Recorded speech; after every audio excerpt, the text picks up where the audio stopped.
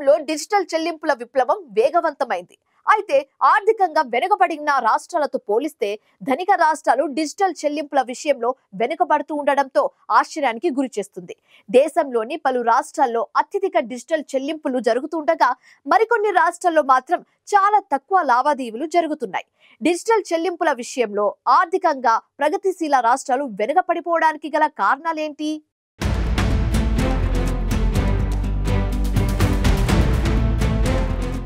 దేశంలో డిజిటల్ చెల్లింపులు విప్లవాత్మకమైన వృద్ధిని సాధించాయి. ముఖ్యంగా యూనిఫైడ్ పేమెంట్స్ ఇంటర్ఫేస్ ప్రవేశంతో డిజిటల్ చెల్లింపుల రంగంలో గణనీయమైన మార్పులు వచ్చాయి. 2025 ప్రథమార్థంలో మొత్తం లావాదేవీల పరిమాణంలో డిజిటల్ చెల్లింపులు 99.8% వాటాను కలిగి ఉన్నాయి. ఇది దేశం డిజిటల్ ఆర్థిక సాధనాలను వేగంగా స్వీకరించడాన్ని ప్రదర్శిస్తుంది. ప్రస్తుతం రిటైల్ డిజిటల్ చెల్లింపుల్లో 10/5 లావాదేవీలు యూపీఐ ద్వారానే జరుగుతున్నాయి. 2023-24 ఆర్థిక సంవత్సరంలో యూపీఐ లావాదేవీలు 13,116 కోట్లకు పెరిగాయి. ప్రపంచవ్యాప్తంగా జరిగే మొత్తం డిజిటల్ లావాదేవీల్లో భారతదేశం వాటా 46% ఉంది. ప్రపంచంలో అత్యధిక డిజిటల్ చెల్లింపులు చేస్తున్న దేశంగా భారత్ నిలిచింది. పెద్ద నోట్ల రద్దు, కోవిడ్-19 మహమ్మారి సమయంలో నగదు కొరత కారణంగా డిజిటల్ చెల్లింపులు ఊపందుకున్నాయి. దేశంలోని పలు రాష్ట్రాల్లో అత్యధిక డిజిటల్ చెల్లింపులు జరుగుతున్నాయి.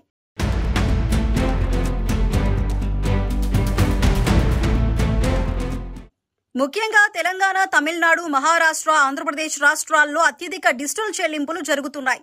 డిజిటల్ చెల్లింపుల్లో పలు రకాలు ఉన్నాయి. వాటిలో యూపీఐ అంటే తక్షణ బ్యాంక్ నుండి బ్యాంకుకు నిధుల బదిలీని సులభతరం చేసే మొబైల్ ఆధారిత వ్యవస్థ.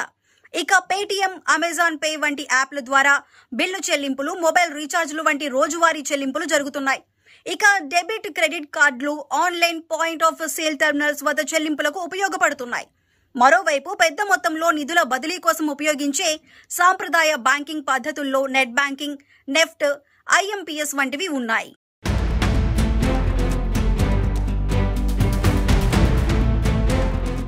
డిజిటల్ చెల్లింపుల ద్వారా పలు ప్రయోజనాలు ఉన్నాయి. ముఖ్యంగా పారదర్శకత, సామర్థ్యం కలుగుతాయి. అంటే డిజిటల్ చెల్లింపులు భౌతిక మౌలిక సదుపాయాలు, మాన్యువల్ నిర్వహణ అవసరాన్ని తొలగిస్తాయి, లావాదేవీల ఖర్చును తగ్గిస్తాయి. అలాగే ప్రభుత్వ ప్రక్రియలను క్రమబద్ధీకరించడం ద్వారా అవినీతిని, జాప్యాలను తగ్గిస్తాయి. చిన్న వ్యాపారులు క్యూఆర్ కోడ్లను స్వీకరించడం ద్వారా కొత్త వృద్ధి అవకాశాలు పొందుతున్నాయి. దేశంలో డిజిటల్ చెల్లింపుల విప్లవాన్ని స్వీకరించడంలో ధనిక రాష్ట్రాలు వెనుకబడుతున్నాయని ఒక అధ్యయనంలో తేలింది.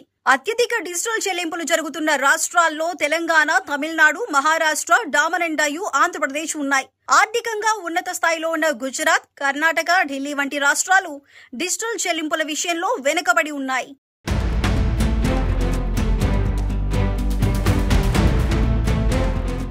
ఆర్థికంగా ప్రగతిశీల రాష్ట్రాల్లో మెరుగైన ఇంటర్నెట్ కనెక్టివిటీ, అధిక స్మార్ట్ ఫోన్ వినియోగం, అధునాతన ఆర్థిక మౌలిక సదుపాయాలు, అక్షరాస్యత ఎక్కువగా ఉంటాయి. ఇది యూపీఐ, ఇతర డిజిటల్ చెల్లింపుల స్వీకరణకు దారితీయాలి. కానీ పలు కారణాలతో డిజిటల్ చెల్లింపుల విషయంలో ధనిక రాష్ట్రాలు వెనుకబడి ఉన్నాయి. ముఖ్యంగా డిజిటల్ లావాదేవీలు 21 లక్ష పరిమితి, పెద్ద వ్యాపార లావాదేవీలు క్యాష్ను ఆశ్రయించటం, పన్ను బాధ్యతలకు భయపడి విక్రేతలు యూపీఐని నిరాకరించటం, అలాగే లింగం, వయసు, విద్య వంటి అంశాలు కూడా డిజిటల్ స్వీకరణపై ప్రభావం చూపుతున్నాయి. ఆర్థికంగా అభివృద్ధి చెందిన రాష్ట్రాల్లో వ్యాపారాలు అధిక విలువ లావాదేవీలను కలిగి ఉంటాయి. యూపీఐ సంబంధిత లావాదేవీలకు రోజువారీ లావాదేవీలపై 21 లక్షల వరకు గరిష్ట పరిమితి ఉంది. దీని కారణంగా పెద్ద మొత్తంలో లావాదేవీలు చేసే వ్యాపారాలు యూపీఐకి బదులుగా ఇతర చెల్లింపు మార్గాలను లేదా నగదును ఆశ్రయిస్తున్నాయి.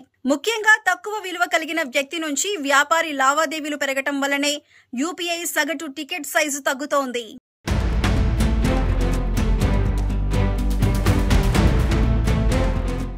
వరల్డ్ లైన్ ప్రచురించిన ఇండియా డిజిటల్ పేమెంట్స్ రిపోర్ట్ ప్రకారం 2024 ప్రథమార్థంలో అన్ని యూపీఐ లావాదేవీల సగటు టికెట్ పరిమాణం 2023తో పోలిస్తే 8% తగ్గి 1,603 నుంచి 1,478కి పడిపోయింది. ఎన్పీసీఐ నివేదిక ప్రకారం దేశంలో మొత్తం రిటైల్ లావాదేవీల పరిమాణంలో 75% ₹100 కంటే తక్కువగా, మొత్తం యూపీఐ లావాదేవీల్లో 50% అంటే ₹200 వరకు విలువ కలిగి ఉన్నాయి. తలసరి ఆదాయం ఎక్కువగా ఉన్న సంపన్న రాష్ట్రాల్లో ఈ చిన్న లావాదేవీల నిష్పత్తి తక్కువగా ఉండొచ్చు. డిజిటల్ చెల్లింపుల స్వీకరణ తక్కువగా ఉన్న రాష్ట్రాల్లోని విక్రేతలు పన్ను బాధ్యతలు పెరుగుతాయనే ఆందోళనతో యూపీఐ లావాదేవీలను అంగీకరించడానికి వెనకాడుతున్నారు. రియల్ ఎస్టేట్ లావాదేవీలు, వైద్యులను సందర్శించడం, చార్టర్డ్ అకౌంటెంట్లు, న్యాయవాదులు వంటి వైట్ కాలర్ నిపుణులతో సహా అనేక ఆర్థిక కార్యకలాపాలలో తరచుగా నగదు చెల్లింపులకే ప్రాధాన్యత ఇస్తున్నారు. పన్ను బాధ్యత పెరుగుతుందనే అంచనాతో అనేక నగరాల్లోని వ్యాపారులు డిజిటల్ చెల్లింపులను నిరాకరిస్తున్నట్లు ఈ అధ్యయనం గుర్తించింది.